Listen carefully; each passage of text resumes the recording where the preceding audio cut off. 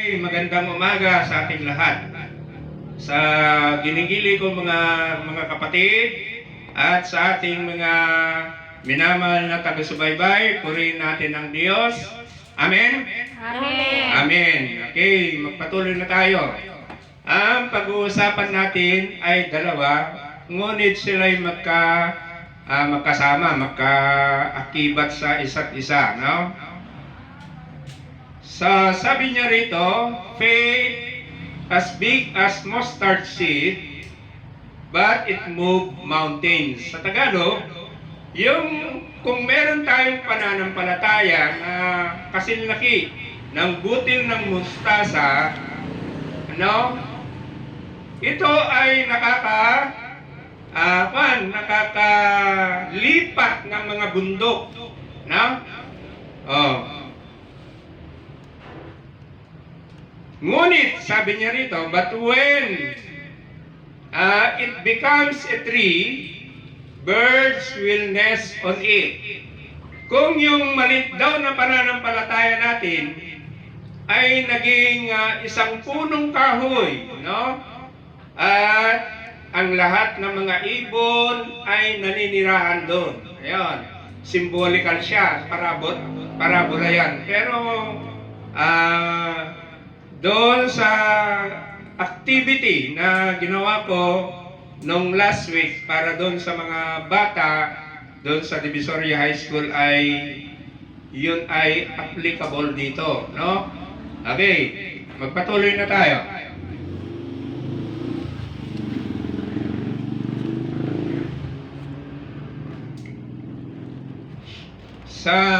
Ang ating Panginoong Jesucristo ang nagsasalita rito, no?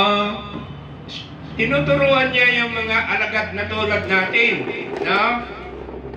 Ang sabi ng ating Panginoong Jesucristo, sumagot siya, dahil sa maliit ang inyong pananampalataya, tandaan ninyo, kung kayo'y may pananampalataya sa Diyos, na sinlaki ng buto ng mustasa, maaari ninyong sabihin sa bundok na ito, lumipat ka roon at ito'y lilipat. No? Tunay na walang bagay na hindi ninyo magagawa. So, kung tayo may pananampalataya sa ating Panginoong Jesucristo, no?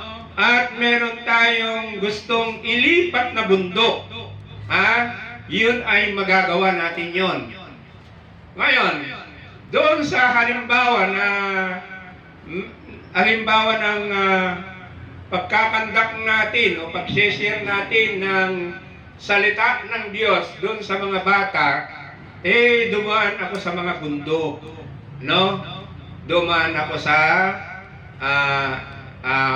school head na kung saan yung proposal ko na mag-conduct ng salita ng Diyos para ma-share doon sa mga bata, yun ay inapproval niya.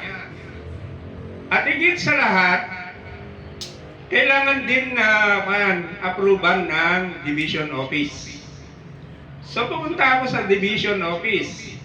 Yun ayon dun sa layunin natin, no? Yan ay pinaka-mission natin kasi yan, na ibahagi yung salita ng Diyos, lalong-lalo na sa mga kabataan. Okay, so doon, yung head ng division ng Santiago City, inapproval niya yun. So, ibig sabihin na maimumove mo yung bundok. Sino yung mga bundok na yun? Yun mga tinutukoy ko. So, namumove mo sila. Ngayon, i-apply natin sa ating buhay. Ang bundok, kung meron tayong karamdaman, sakit, ngunit tayo'y nananalig sa ating Panginoong Jesucristo, yun ay maililipat natin yun. Although nasa atin yung sakit na yan, yung sakit na nararamdaman mo nun, ay maililipat mo. No, ibig sabihin, kaya mong ma-overcome mo siya. Ibig sabihin, mapagtagumpayan mo siya doon yung sakit na yon. Okay?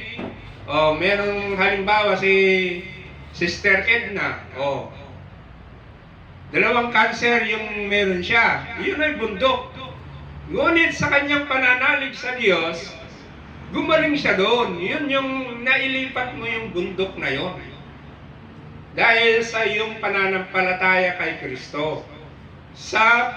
Kung ikaw ay may pananampalataya kay Kristo, automatic may pananampalataya ka sa Diyos. Sapagkat sabi ng mga pinuno ng mga Hudyo, ano ba ang dapat naming gawin na inuutos ng Diyos na aming gagawin? Ang sagot ni Kristo Jesus, manampalataya sa Kanyang isinugo. Sa kay Kristo. So kung meron tayong pananampalataya, ano mang problema meron tayo, yun yung mga bundok, yung problema na yon. Yun ay mapagtagumpayan natin. Yun ang ibig sabihin yung maimumove mo siya. No? Maililipat mo siya. Yun ay, ibig sabihin nun ay magtagumpay ka doon sa bundok na yon.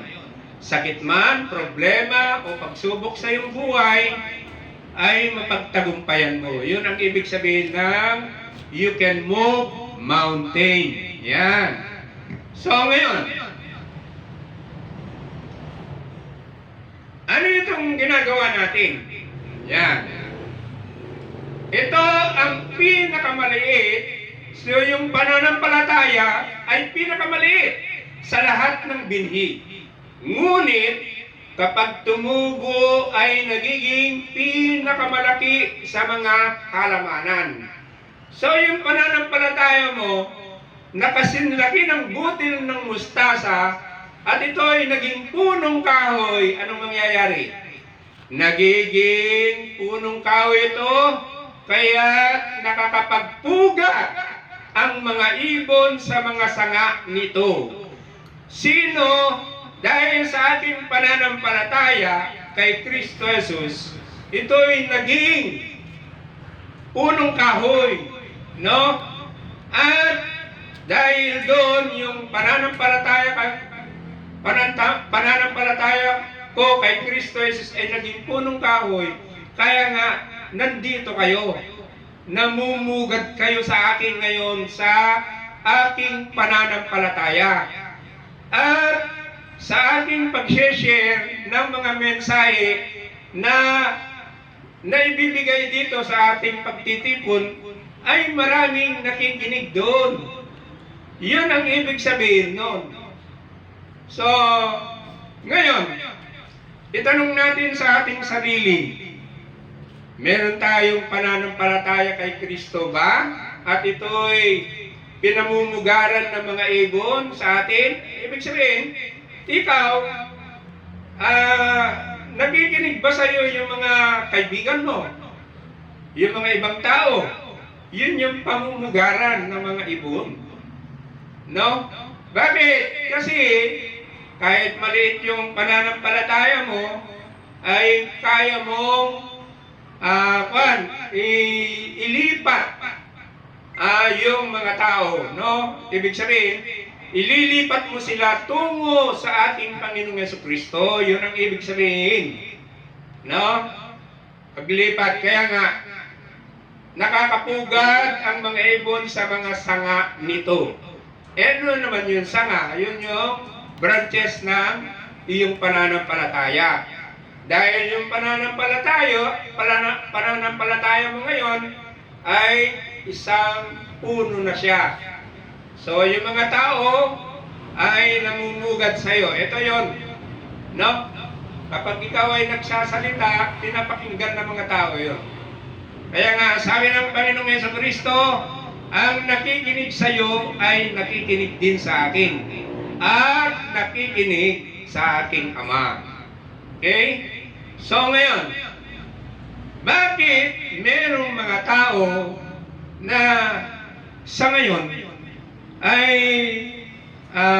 ayaw nilang makinig sa akin ngayon? Ha? O ayaw dito sa pananampalataya na ito? No? Kasi, maliwanag sa ating Panginoong Jesucristo. Kaya wag natin pilitin yung mga tao na makisama, no? Merong pagkakataon yan.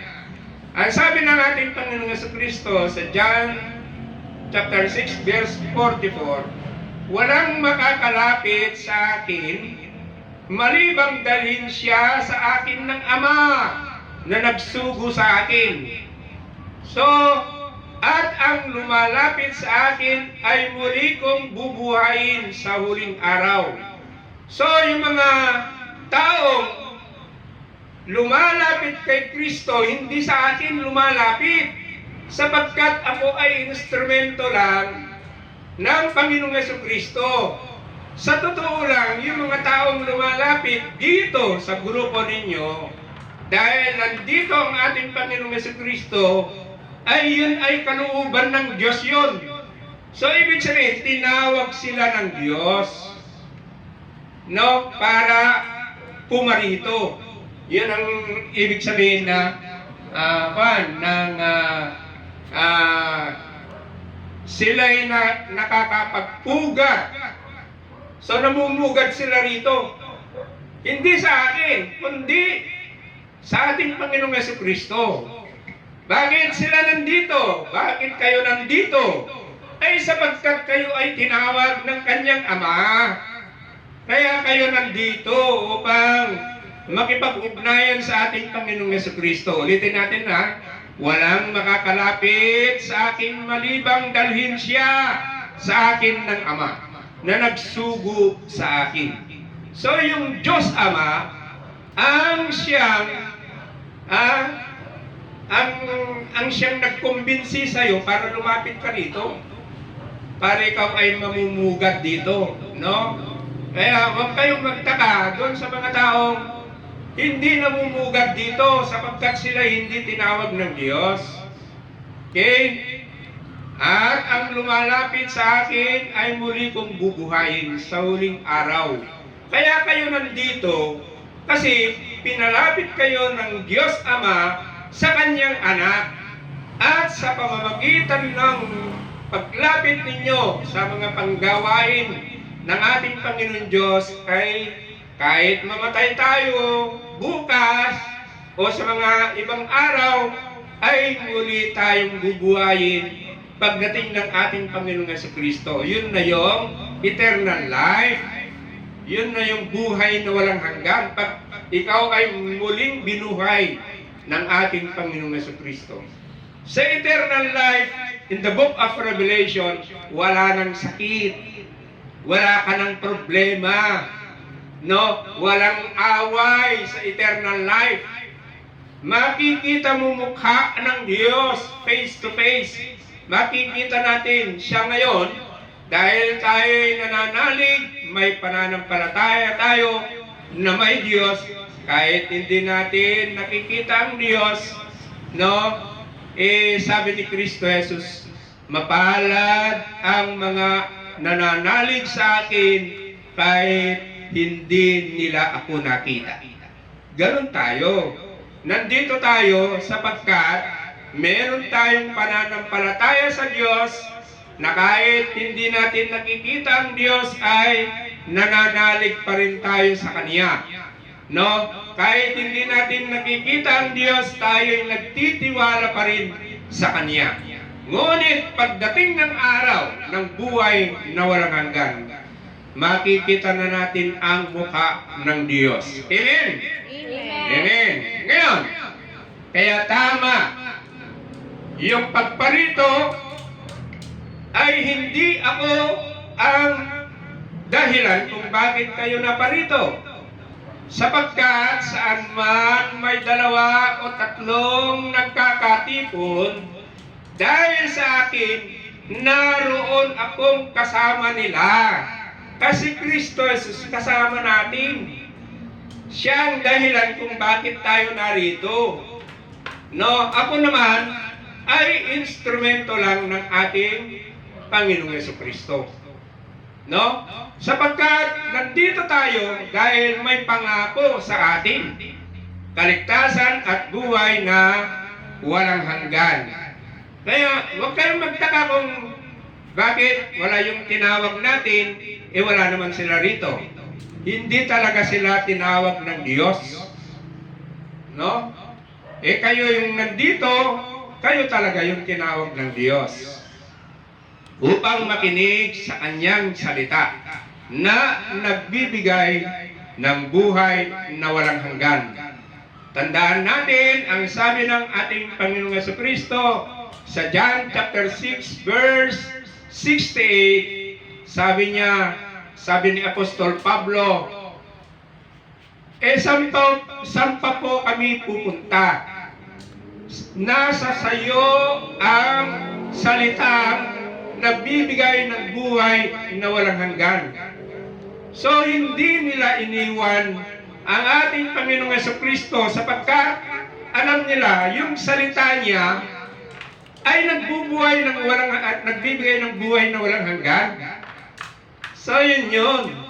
Kaya tayo narito sapagkat merong pangako para sa atin na pagdating ng araw ay magkaroon tayo ng buhay na walang hanggan. Okay? Sana naunawahan natin yun. Kaya tayo naririto. Okay? Amen? Amen. And God bless us all. Amen? Amen. Amen.